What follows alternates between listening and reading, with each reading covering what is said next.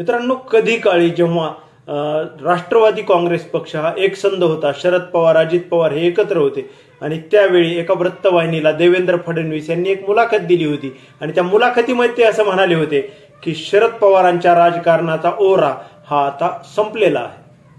आणि मग भाजपचेच नेते अनेकदा शरद पवारांना 3.5 जिल्ह्याचा नेता असं म्हणून देखील हिनवत असताना आपण सर्वांनी पाहिलेले आहे.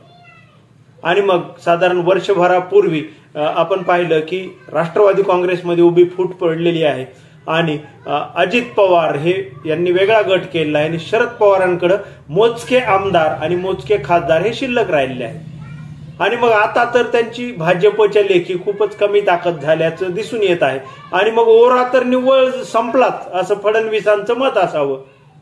आणि तरी देखील मग जेव्हा त्याच 3.5 जिल्ह्याच्या नेत्यामुळे मग निमित्त आता असं आहे की त्याच 3.5 जिल्ह्याच्या नेत्याने देशाचे पंतप्रधान नरेंद्र मोदी जे सध्या काळजीवाहू आहेत त्यांना 2 दिवसामध्ये पुणे आणि आजूबाजूच्या पश्चिम महाराष्ट्रामध्ये 6 सभा घेण्यास भाग पाडलेला आहे.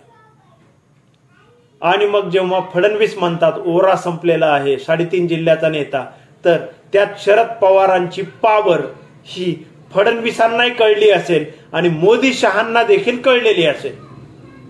आणि मग पश्चिम महाराष्ट्रात नक्की काय राजकारण 2024 साठी सुरू आहे तर हे आपण या व्हिडिओमध्ये समजून घेऊया. आणि मोदींना 6 सभा नक्की का घ्याव्या लागत आहेत तर शरद पवारांनी सुरुवात केली ती माड्यापासून. माड्यामध्ये पहिला डाव टाकला तो मोहिते पाटील कुटुंबामध्ये. त्यांच्या कुटुंबामधील धैर्यशील मोहिते पाटील यांना शरद पवार गटाकडून उमेदवारी दिली जे पूर्वी भाजपमध्ये होते. व त्यानंतर दुसरा डाव त्यांनी टाकला तो उत्तम जानकर यांच्यावरती. उत्तम जानकर आणि शरद पवारांमध्ये चर्चा झाली आणि हे कळलं की फडणवीसांनी नागपूरवरून एक प्लेन पाठवलं, विमान पाठवलं. त्या विमानात जानकर बसले, नागपूरला गेले, भेट झाली, चर्चा झाली, परत आले, विमानातून उतरले, थेट शरद पवारांच्या गोठात जाऊन मिळाले. आणि मग त्यात धैर्यशील मोहिते पाटलांना माड्यामध्ये रामराजे नाईक निंबाळकर यांचा देखील पाठिंबा असल्याचं त्यांच्या कुटुंबियांचा हे उघडपणे दिसत आहे, सभांमधून दिसत आहे. त्यांच्या कुटुंबामधील अनेक लोक हे धैर्यशील मोहिते पाटलांचा प्रचार करत असताना दिसत आहेत. मग हे फक्त माढा लोकसभेपुरतं मर्यादित आहे का तर अजिबात नाही. कारण माढा लोकसभे मतदारसंघामध्ये ज्या काही खेळ्या होतात तर हा सर्व परिणाम हा सोलापूरच्या लोकसभा मतदारसंघावर देखील होतो.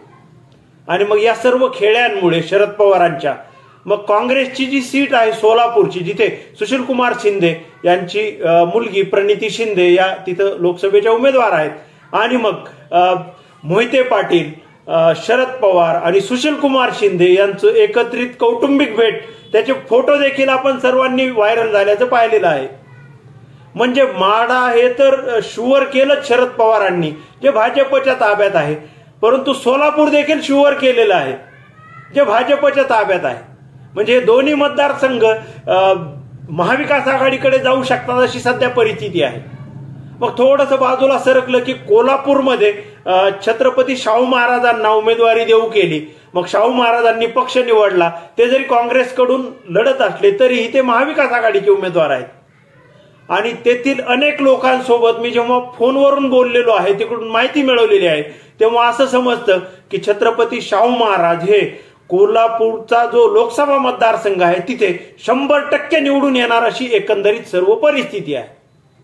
म्हणजे पुन्हा एक तिसरी जागा देखील भाजपच्या ताब्यातून जात असताना शरद पवारांच्या खेळीमुळे दिसत आहे. मग थोडंसं बाजूला सरकलं की सातारा येतं. साताऱ्यात तर आधीच श्रीनिवास पाटील हे शरद पवारांच्याच गटामधील खासदार होते, परंतु आता तिथे शशिकांत शिंदेंना उमेदवारी दिलेली आहे आणि शशिकांत शिंदे हे देखील निवडून येऊ शकतात अशी परिस्थिती आहे. मग तिथून आणखी थोडंसं बाजूला सरकलं तर सांगलीमध्ये तिरंगी लढत असल्यामुळे या सर्व नेत्यांचं तिकडे सांगलीवर विशेष लक्ष दिसत नाही, परंतु पुन्हा या सगळ्यांचा मोर्चा पुण्याकडे येतो. आणि पुण्यामध्ये तिथं काँग्रेसकडून रवींद्र धंगेकर लढत आहेत आणि भाजपकडून मुरलीधर मोहोळ हे लढत आहेत. आणि मग तिथे देखील नुकतंच एक कालची सभा घेतली नरेंद्र मोदींनी, त्या सभेच्या जे काही व्हिडिओ आले त्यामध्ये अनेक खुर्च्या या रिकाम्या असल्याचं दिसलं. आणि मग तिथे धंगेकर निवडून येऊ शकतात आणि पुण्यामधून भाजपचा पराभव होऊ शकतो अशी एकंदरीत परिस्थिती ही तेथील अनेक लोकांकडून समजते. आणि मग मित्रांनो, आणखी थोडंसं बाजूला जर आलं तर मग बारामती लोकसभा मतदारसंघ आहे आणि इथे कुटुंबातच लढाई आहे. मग सुनेत्रा पवार विरुद्ध सुप्रिया सुळे अशी ती लढाई आहे.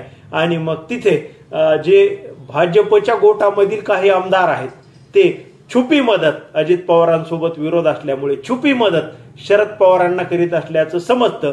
सोबतच मग शिंदेची जी सेना आहे ती सेना देखील सुनेत्रा पवार यांच्या विरोधात काम करत असताना दिसत आहे. कारण जर अजित पवारांचं वर्चस्व वाढलं तर शिंदे गटांचं वर्चस्व हे आपोआपच कमी होणार आहे.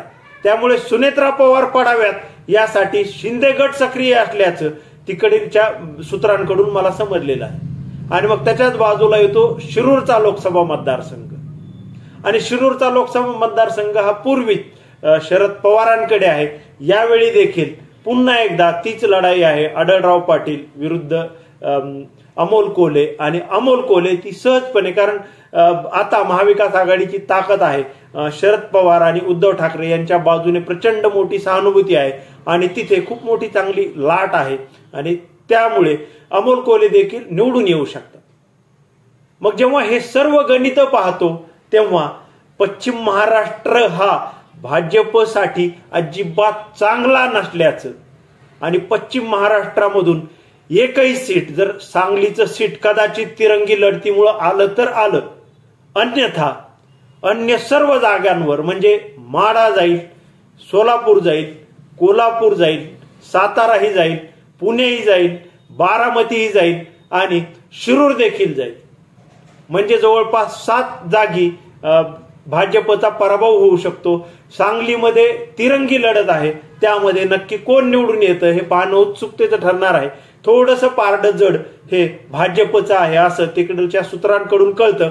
परंतु एकंदरीत जेव्हा मग शरद पवारांच्या राजकारणाचा ओरा संपलेला आहे असं फडणवीस म्हणतात, तेव्हा शरद पवारांचा ओरा हा फडणवीसांना समजला असेल आणि मग मोदींना देखील आणि शहांना देखील तो ओरा समजलेला आहे.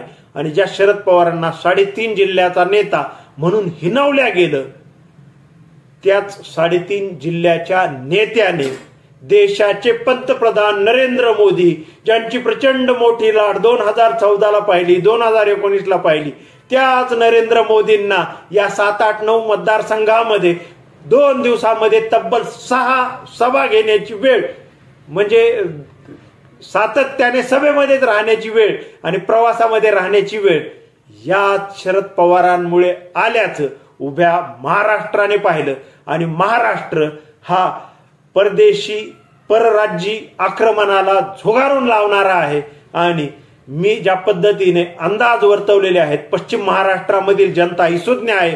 नरेंद्र मोदींनी प्रत्येक विधानसभा मतदारसंघात जरी सभा घेतल्या तरीही भाजपचे प्रत्येक लोकसभा मतदारसंघामधील उमेदवार हे पराभूत झाल्याशिवाय राहणार नाहीत.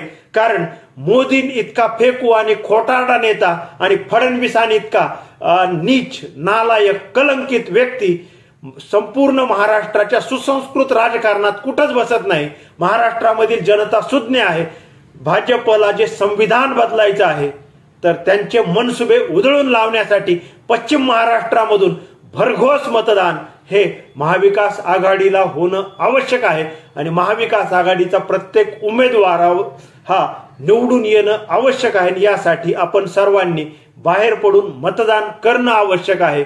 एकंदरीत काय तर शरद पवारांचा ओरा हा संपलेला नाही आणि शरद पवार हे 3.5 जिल्ह्याचे नेते नसून ते नरेंद्र मोदी सारख्या नेत्याला झुकवू शकतात, हे या 6 सभांवरून दिसून आलेलं आहे.